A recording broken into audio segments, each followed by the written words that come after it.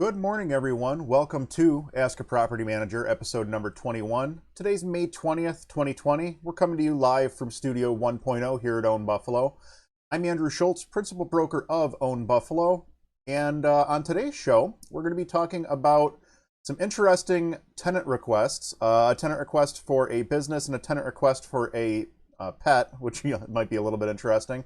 And we're also going to talk about building your real estate dream team. Before we get into that, we're going to plug our social media. New episodes of Ask a Property Manager hit every Wednesday, 10 a.m. Eastern Standard Time. You can catch those live on Facebook, facebook.com/Buffalo Foreclosed Homes. You can also catch the replay on our YouTube page. You can catch a link for that off of our website or by searching for Own Buffalo on YouTube. Please do me a favor and subscribe to our YouTube page. We're still trying to get to that magic 100 subscriber mark, so that we can claim our custom URL over there and make it easier for people to find us. Last but not least, feel free to grab a free 30-minute consultation call with me over at ownbuffalo.com. If you've got a question that you're not comfortable asking in the comments, you have an issue you're not sure what to do about, these consult calls are 100% free. It's not just a tactic for me to try to upsell you on something. I'm genuinely just looking to help as many people as I can with whatever issues they may have. You can see on screen right now, we do have a couple more sessions open tomorrow morning, 10 and 10:30 Eastern, and then we have several open for next week as well. Definitely take advantage of that. It is a great opportunity. If you find yourself in a position where you're just not sure what the next steps are, it's a good option to have, to be able to just grab a hold of somebody who's been where you're going and can help you out a little bit in that scenario. So all of that being said, I do want to take a couple of seconds here. We're going to jump back to desktop. We have two brand new foreclosure listings that hit this week that I wanted to plug, and I get to do that because it's my show. So that's where we're at. The first one is 275 Heim Road in Amherst.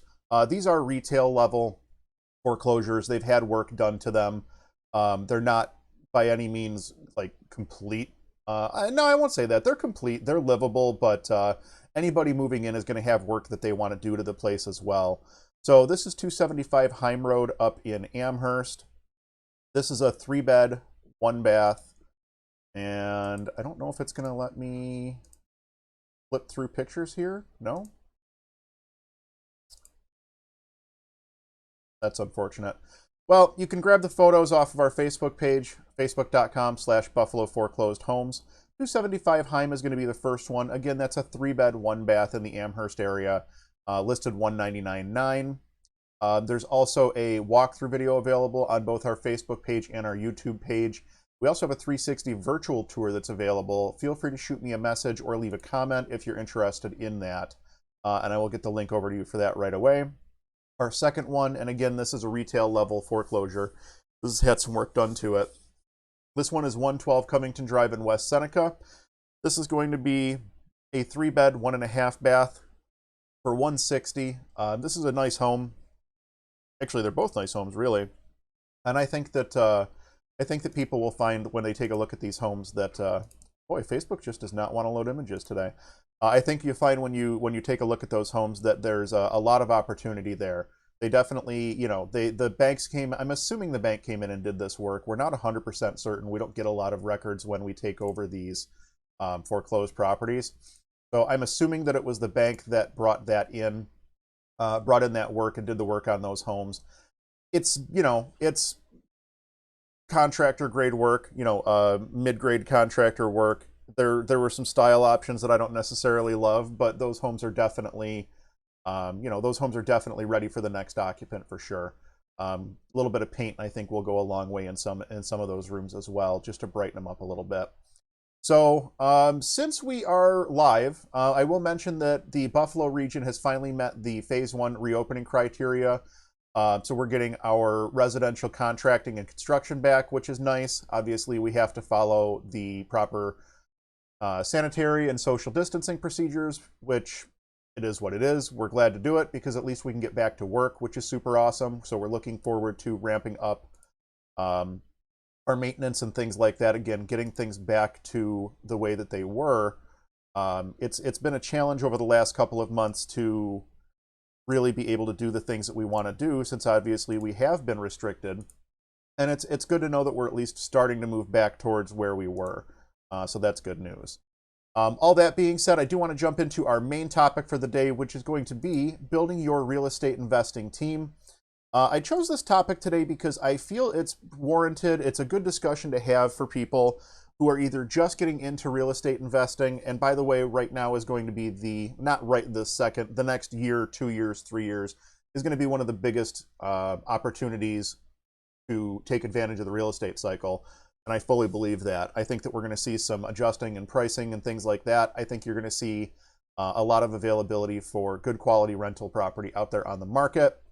Just keep your eyes and ears open and you will get there. That being said, if you're starting a real estate team, this is good information for you to have. This is also something that when you get ready to enter a new market, like maybe you're thinking, New York's not where I want to be anymore. Maybe I'm going to try Texas, Florida, Georgia, one of the southern states where the laws are a little bit different. You're going to need this information again. It's just like starting from scratch. So this is good info to have if you're starting a new real estate investing team or if you are moving into a new market and kind of have to start from scratch all over.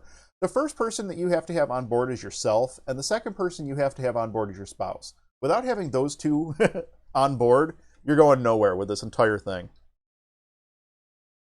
And I'll explain that a little bit further. You have to be mentally ready to jump into this.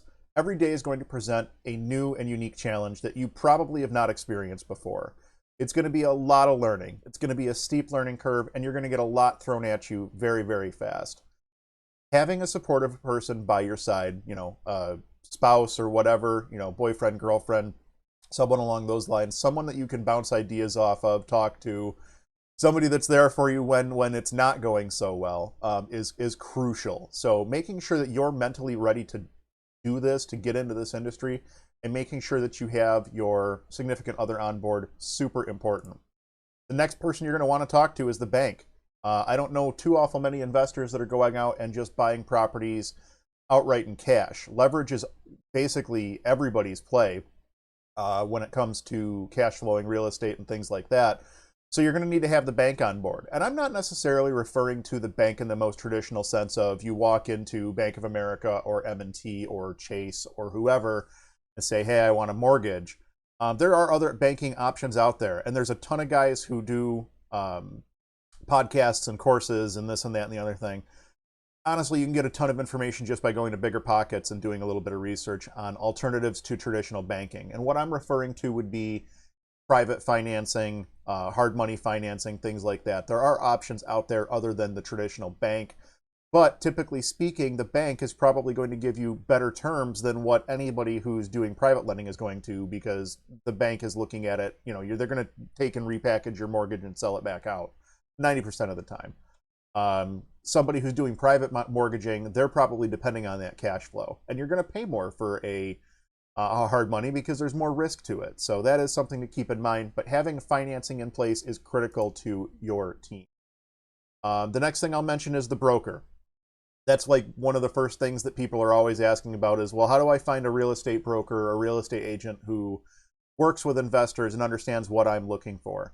You're going to find a lot of trial and error. My recommendation would be find a real estate broker who is doing actively real estate investing themselves, or has a property management company, or has a contracting company, something along those lines.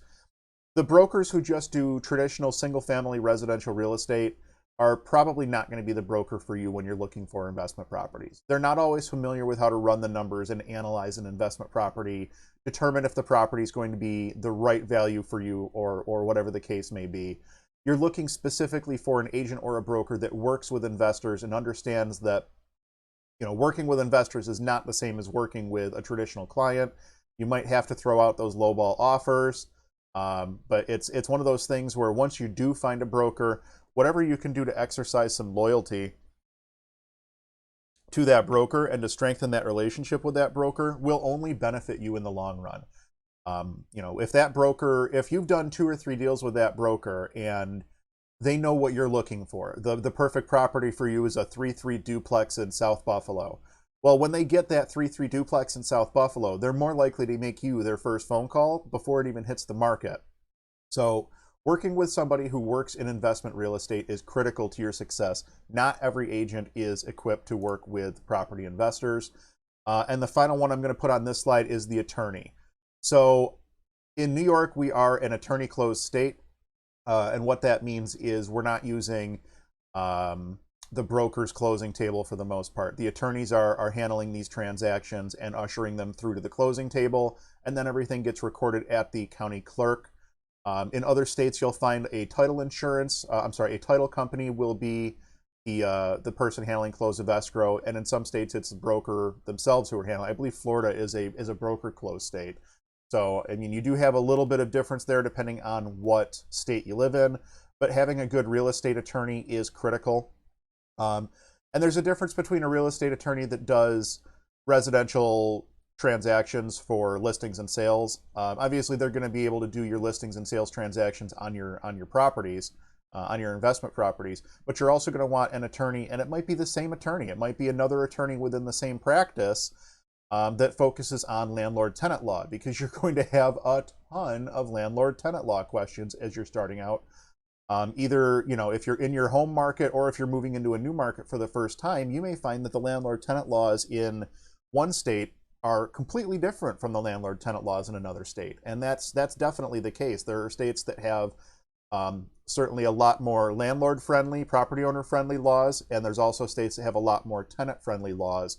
And understanding what your state's temperature is on real estate investing is important before you really jump into that. So now I want to talk about the forgotten ones. We've talked about the main ones. Those are the ones that everybody, oh, yep, we're going to check those off the list. But what about the forgotten ones that you don't think about until you need them? The first one I'm going to mention is the accountant. And really, this one probably could have been on the first slide.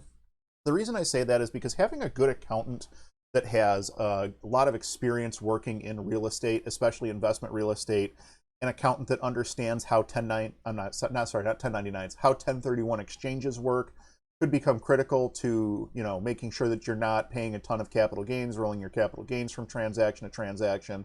There are actually 1031 exchange specialists. We have one here in Western New York. Having an accountant that understands that process is great. Having a 1031 exchange specialist on your side, on your team, is even more important if that's something that you get to that point where you need to roll from one property into another and you don't want to pay those capital gains. 1031 is the way to do that. Most accountants that I know the basics, but you will want a specialist when it comes time to actually do that 1031 exchange. Accountants can save you a ton of money over the course of your career in real estate investing. Proper depreciation schedules, when to break out depreciation, things like that. Your accountant should be one of your key team members. And all too often, we only talk to our accountants when it's tax time or when the S hits the fan, if you will. Talk to your accountant more frequently than that. You never know what kind of information they might have behind their closed doors that you're not aware of. It's good to know your accountant. Especially, look at like the PPP funds and the EIDL funds. Having access to a good accountant makes that process so much easier because they can help you to understand the legislation and what you need to have in order to apply for that funding and ultimately receive that funding. So good accountant, super important. The inspector. Specifically, I'm talking about a home inspector here. And I'll mention that a good home inspector is worth their weight 10 times over. All it takes is a home inspector to find one or two critical issues that you missed when you did your property walkthrough. They've saved you. I mean, if you decide not to proceed on a property just because the inspector found a couple of critical issues, you guys couldn't come to terms with the seller of the property, having known that those issues existed just saved you potentially hundreds of thousands of dollars. It's huge to have a good home inspector. And a lot of times people ask me, how do I find these people? How do I put this team together? Once you find the first couple, usually like your attorney and your real estate broker, a lot of times they'll have the connections to a lot of the other pieces of the puzzle. And a lot of times the people that they are referring to you are people that they've worked with in the past. So these are vetted individuals, people that that you can trust walking in the door. So that's super critical. The next forgotten one is the insurance agent. I can't tell you how many times I've heard a client think get a week from closing and realize, oh, I don't have insurance on this property squared away yet. And then they're scrambling to get the insurance policy bound in time and this, that, the other thing. Talk to your insurance agent early. Even for something as simple as a quote, a good insurance agent should be able to give you a good idea of what it's going to cost you to insure a property. If you're getting into a situation where a property needs a rehab, you might need a special type of insurance, and your insurance agent's going to need to know that so that they can connect you with the proper policies and things like that you're going to need in order to protect yourself during the course of your real estate investing career. The property manager, obviously I have to put this one in. We are a property management firm. The price of property management is insignificant compared to the price of a fair housing lawsuit or the price of a lawsuit because of a slip and fall, something along those lines. Having a good property manager watching out for your asset, and I'm talking about from every angle, whether it be from a financial angle, from a maintenance angle, from a tenancy angle, from a liabilities angle, making sure that you have a good, solid property management company to help represent you in this industry is super critical. I like to refer to it as putting a corporate face on a mom and pop shop. And essentially what I mean by that is, the landlord basically, I guess the best way to describe this would be from the tenant's perspective. If they're working with a property management company, it doesn't matter to them if you have 1 door, 10 doors, 100 doors. They're getting consistency every time they call because of the property management company. So what it does is it allows the tenant to know that at the end of the day, they're working with professionals that are able to help them no matter what, essentially. So a good property manager, super critical. Can't recommend that one enough. I would say I'm a little bit biased, but honestly, the more I talk to people who have worked with bad property managers, I realize how much more critical good property management is. If you're looking for a property manager and you're not sure where to start, I do have a little document that I put together called the 10 questions you must ask before hiring a property manager. Drop me a comment and I will send that over to you. Again, no charge for that. Doesn't matter to me if you use us as a manager or not. If you're not in the Buffalo market, you're obviously not using us. But it is super critical to pick a good property manager. One thing I will mention is to double check to make sure that your property manager is a member of National Apartment Association. If you're going for larger buildings, National Association of Rental Property Managers, NARPM. If you're into smaller buildings, residential buildings, things like that. See if they have any certifications. Make sure that they're licensed with the state if appropriate. Things like that. Super critical to have a good property manager. The contractors. You might have 1 or 2 handymen in your back pocket right now. And you think, oh, that's plenty. I can do whatever I need, with just those handymen.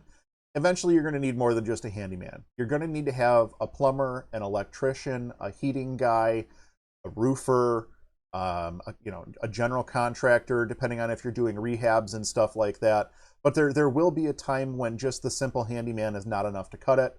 I encourage you to have those connections to electricians, plumbers, roofers, HVAC technicians. Have those connections before you need them, because you won't need them until about 3 o'clock in the morning on a Saturday. And at that point, it's real tough to get people to answer your phone call unless you have already established a relationship with them. So definitely keep in mind that that's part of building out a well-rounded team, is not just having one contractor, but having contractors in a variety of different specialties. And the title company. This one is critical. Here in New York, it's a little bit less critical, I would say. Obviously, we have title companies that do the title background and the title policies and things like that. In other states where you may have a title company doing the closings, that's obviously a lot more critical. This is one that I added on here, the wholesaler. I'm torn on adding this one because as a real estate broker, I feel that wholesalers sometimes do things that they shouldn't, and it puts a black eye on the industry. I'd rather see wholesalers spend the time and get their damn real estate licenses. It's not terribly difficult to get a real estate license and to do what they want to do legitimately. That being said, there are wholesalers out there that do occasionally get a good deal and can get you all the way to the closing table with it. It's not a bad idea to have a couple of bird dogs that are bringing deals by you on a regular basis. If nothing else, when you're first starting out, having those bird dogs bringing deals across your desk on a regular basis, it gives you a deal to analyze on a regular basis. And the nice thing about that is it keeps your skill set sharp. So even if you're not buying constantly, just try once a week, run a deal analysis so that you're staying sharp, and run them in different areas so that you start to learn more about different areas of whatever the investment market you're in is.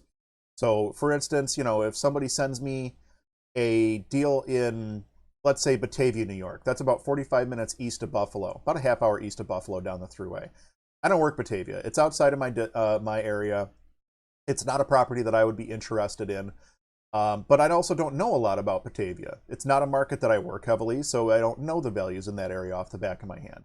I'll probably run the deal analysis on that deal anyway, just to get a feel for what that area is and get a good understanding of everything. And finally, the mentor. And I left this one to last because you don't necessarily need a mentor to get started in real estate investing. But definitely having someone that you can bounce ideas off of is pretty critical. I've had a few different mentors over the course of my career, and each one has taught me something different. Each one has come from a different background. Each one has come from a different investment perspective. And honestly, I think that alone has been worth its weight in gold. Just being able to talk to different property owners, different property owners, different mentors, different people who have been in this industry. And it doesn't necessarily mean that your mentor has to be a real estate investor. You might find a mentor that's worked in the banking industry but is heavily concentrated in real estate finance. You might find a property manager who needs an intern or something like that. My first hire actually was an intern that started with me. Yeah, miss that kid every single day. He's gone on to bigger and better things. Last I knew, he's living downstate in New York City.